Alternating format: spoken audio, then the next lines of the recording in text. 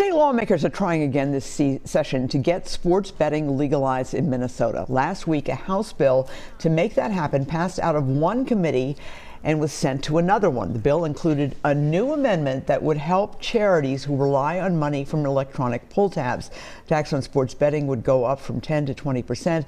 The proceeds from that tax would produce $40 million for charitable gaming, but horse racing tracks feel left out. And there are still a lot of pieces to put together. The person putting the pieces together is right here. DFL State Representative Zack Stephenson, you have carried this bill now for 3 years. How do you feel about this possibly becoming law this time around? Well, I think momentum is building. I think we have a great chance. It's a difficult bill because gambling bills by their nature have to be bipartisan. There are both Democrats and Republicans who will never vote for it. So you have to assemble a broad bipartisan coalition. And these days that's very difficult, but momentum is building. And when we talk about complicated bills, you were one of the key sponsors for the marijuana bill last year. So you know complicated. But this is complicated because you have to get the native tribes that were given decades ago exclusive rights. And you've got to get other partners like the professional teams, also the horse racing tracks.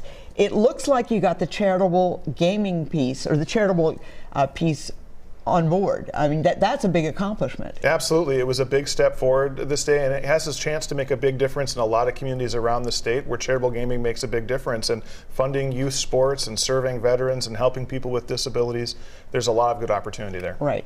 And the tribes seem to also be on board. I got this statement just a short time ago, which from Andy Plato, Native Indian Gaming Association. We are supportive of the charitable tax relief in this bill language.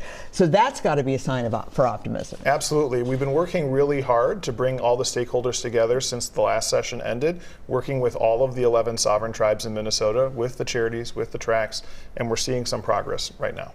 More still to be done, though. Yes. Senator Jeremy Miller, who's a Republican former Senate Majority Leader, says there's still work to be done. Oh yeah, there's still a long road in front of us. We have a lot of concerns to work out. You mentioned the tracks.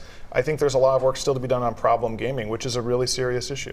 All right, let's talk about what it's going to look like.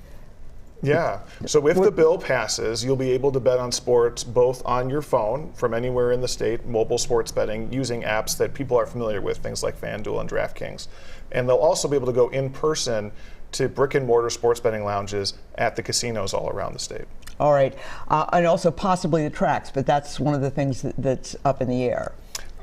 Trying to figure out a way to make an accommodation for the tracks is still up in the air. I don't think it's very likely that there will be actual sports betting at the tracks. One of the things that has come up ever since this bill was first brought up, and it's been brought up for going back years, is the concern about problem gambling. And I know some of the money, the proceeds, would go for education and also treatment.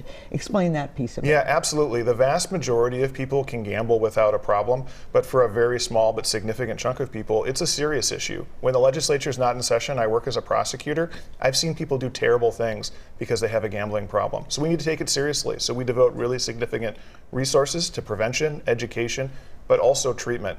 The important thing to understand is people are betting illegally on sports right now.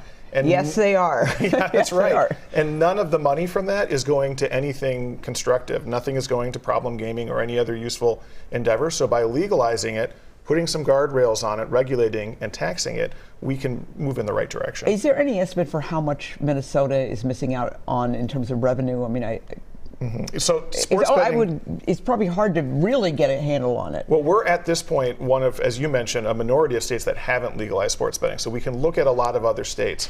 But it is not a huge budget item for the state. At most, we're probably $40, $80 million a year in new tax revenue. You have a really unique provision in your bill that I think really should be discussed because I think it's kind of cool.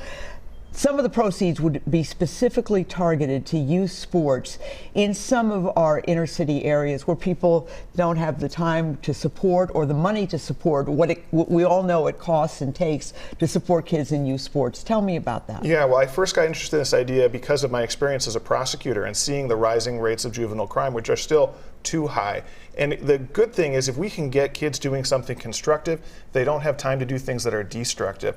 So let's get them into youth sports and also non-athletic youth competitions where there's mentorship, leadership training, and most of all, the ability to engage with something that makes a positive difference in their life and not space for something that's destructive. All right, well that part certainly sounds great. We'll obviously be following this as we have every year. Maybe this is the year that you will be able to get it through. I'm hopeful. We're working hard. Okay, great. Thank you so much. Thank you.